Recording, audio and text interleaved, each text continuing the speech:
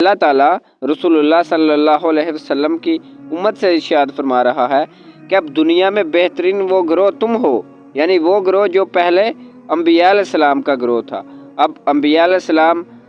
جب کہ نبوت ختم ہو چکی ہے اور رسول اللہ صلی اللہ علیہ وسلم آخری نبی ہیں اور ان کے بعد کوئی نبی نہیں آئے گا، تو اب لہٰذا یہ جو کام ہے یہ رسول اللہ صلی اللہ علیہ وسلم کی امت کے ذمہ ہے۔ اللہ تعالیٰ قرآن میں فرماتا ہے، سورۃ آل عمران آیت نمبر 110،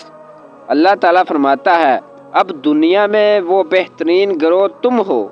جسے انسانوں کی ہدایت اور اصلاح کے لیے میدان میں لایا گیا ہے۔ یعنی انبیاء کا جو سلسلہ چلا آ رہا تھا اب وہ ختم ہو گیا، اب رسول اللہ کی امت کو میدان میں لایا گیا۔ اور اس آیت سے آپ یہ سمجھ لیں کہ یہ دعوت و تبلیغ کا کام ہر امتی کا فریضہ ہے۔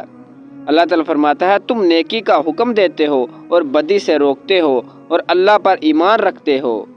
یعنی اللہ تعالیٰ یہ مسلمانوں کو کہہ رہا ہے کہ تم اللہ تعالیٰ پر ایمان رکھتے ہو۔ اور اب جو دعوت و تبلیغ کا سلسلہ ہے نا، قیامت تک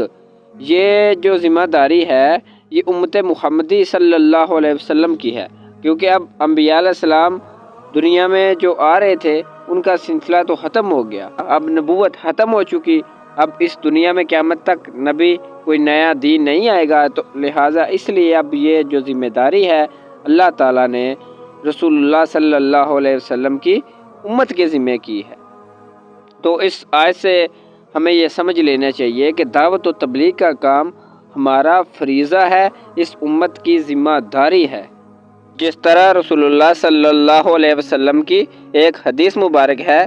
کہ میرا پیغام لوگوں تک پہنچا دو اگرچہ ایک آیت ہی ہو، یعنی کہ ہمارا یہ ذمہ داری ہے کہ اگر ہمارے پاس ایک بھی آیت ہے تو وہ بھی اسے آگے پہنچا دے۔ اور یہ اللہ تعالیٰ کا اپنے نبی صلی اللہ علیہ وسلم سے وعدہ ہے کہ قیامت اس وقت تک قائم نہیں ہوگی کہ جب تک پوری دنیا میں اسلام پھیل نہ جائے۔ تو اس طرح یہ جو کام ہوگا یہ رسول اللہ کی امت کے ذریعے ہوگا اور پوری دنیا میں اسلام پھیلے گا قیامت سے پہلے۔